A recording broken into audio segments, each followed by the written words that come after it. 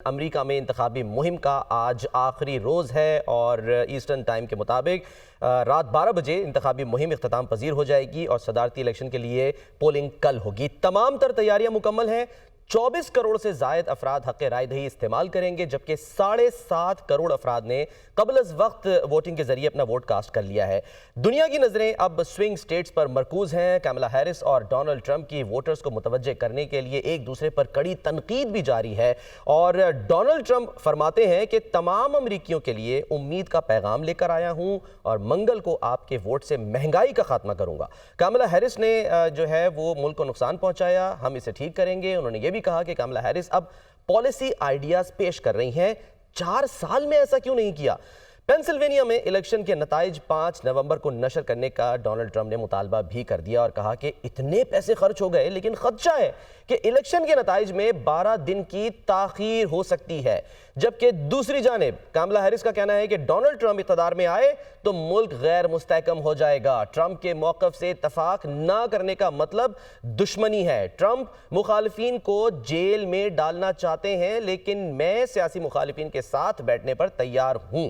तो अब ये गहमा गहमी आखिरी मरहले में दाखिल हो गई है और किस तरह से जो इंतखाबी मुहिम है वो इख्तिताम पजीर होने जा रही है। आमिर सुल्तान साहब हमारे साथ मौजूद है, उम्मीदवार हैं रिपब्लिकन जमात के। आमिर सुल्तान साहब, सर खुशामदीद कहते हैं आपको इस ट्रांसमिशन में। फरमाइएगा कि ये जो अब डोनाल्ड ट्रंप साहब की तरफ से बयानात आ रहे हैं, इसके मनफी या फिर मुस्बत असरात आपको मुरतब होते दिखाई दे रहे हैं वोटिंग वाले दिन? यस, सबसे पहले तो अस्सलाम वालेकुम एवरीवन। वालेकुम सलाम। शुक्रिया लेने का। बयान आ रहे हैं मनफी। देखें, कंट्री डिवाइडेड है रिपब्लिकन डेमोक्रेट्स में।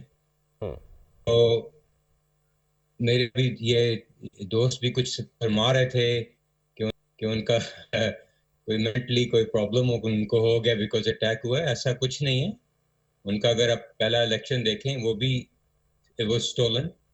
मैंने भी 2022 में इलेक्शन लड़ा था, ये same election New York state assembly के लिए। तो मैं आपको अपना छोटा सा वाकया बताता हूँ। नवंबर 8 था 22 में इलेक्शन डेट जो थी, ठीक है। 9 बजे पोलिंग खत्म होती है। हम लोग सब एक जगह पे हॉल में जमा हुए थे रिजल्ट्स के लिए, जितने भी कैंडिडेट्स थे। हम सब लोग गए हैं। 9 बजे बुलाया, 11 बजे यूजुअली रिजल्ट आ जाते हैं। 9 बजे पोलिंग बंद होती है, 11 बजे रिजल्ट आ जाते हैं। 11 बज गए, 12 बज गए, 1, 2, 3, सुबह के 4 हो गए।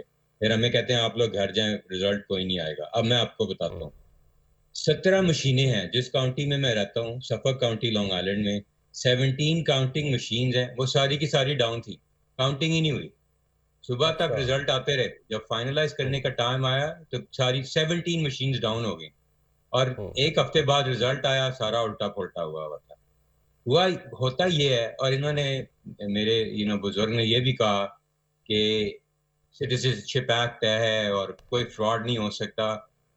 मैं आपको एक बात बताता हूँ, इस मुल्क में गाड़ी चलाने के लिए आपको लाइसेंस चाहिए। कुछ खरीदने जाएं जो कि अंडर एज है, लाइसेंस चाहिए। जहाज में बैठने के लिए लाइसेंस चाहिए, आपको दिखाना पड़ता है। लेकिन जब आप वोटिंग करने पासपोर्ट के जाते बाद हैं, आपकी दूसरी बड़ी एक आईडी तस्वुर की जाती है।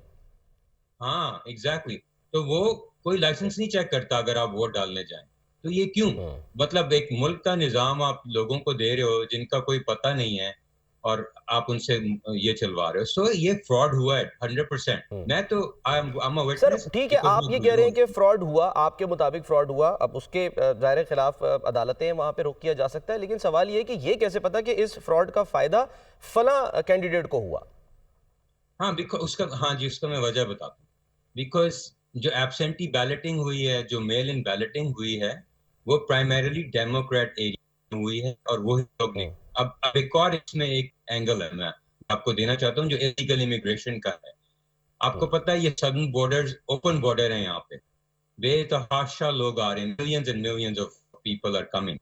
जो कि होता ही है, जब वो बॉर्डर पे आते हैं उनको सोशल सिक्योरिटी नंबर इश्यू हो जाता है। उस सोशल सिक्योरिटी नंबर से आप अपने आप को रजिस्टर कर लेते हैं वोट करने के लिए। कोई नहीं चेक करता कि आप सिटीजन हैं या ग्रीन कार्ड होल्डर हैं या कुछ नहीं। एक सोशल सिक्योरिटी नंबर से आप अपने आप को वोटर रजिस्ट्रेशन के लिए रजिस्टर कर लेते हैं और वोट कर देते हैं। मेल इन से करते हैं, एब्सेंटी बैलेट से करते हैं या जाके डाल भी देते हैं। सो ये बहुत बड़ा एक चक्कर चल रहा है।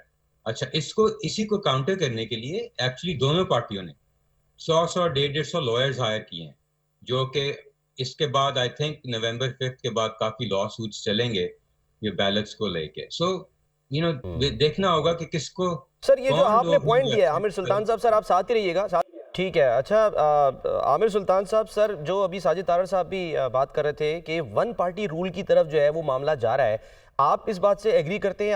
आपको भी ये खदशात जो है वो नजर आ रहे हैं? जा नहीं रहा है। अच्छा। न्यूयॉर्क, कैलिफोर्निया, शिकागो, ये सब वन पार्टी रूल है। गवर्नर हम्म। सारे डेमोक्रेट्स हैं, उनके नीचे जितने लोग हैं, अगर रिपब्लिकन्स हैं भी तो उनकी कोई राइट्स ही नहीं है, because their majority is not their legislator में। तो ये वन पार्टी रूल है। New York party rule, California, Chicago, ये सब वन वन पार्टी रूल है।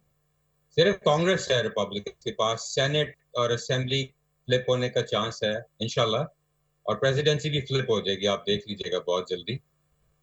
देखें, वन पार्टी से हो क्या रहा है, कंट्री जो डिवाइड है वो इसीलिए है बिकॉज आधे जो लोग हैं, ऑलमोस्ट आधे जो लोग हैं, उनकी भी तो एक क्वालिटी ऑफ लाइफ है ना।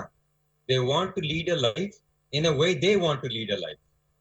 Then there is other set of people, वो चाहते हैं वो जिंदगी ऐसे गुजारे जैसे वो गुजारना चाहते हैं।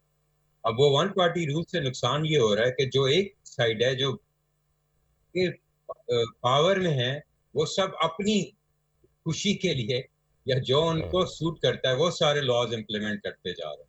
सो ठीक दिस है। ये एक बहुत बड़ा प्रॉब्लम है। Quality of life is suffering for half of the country. ठीक है।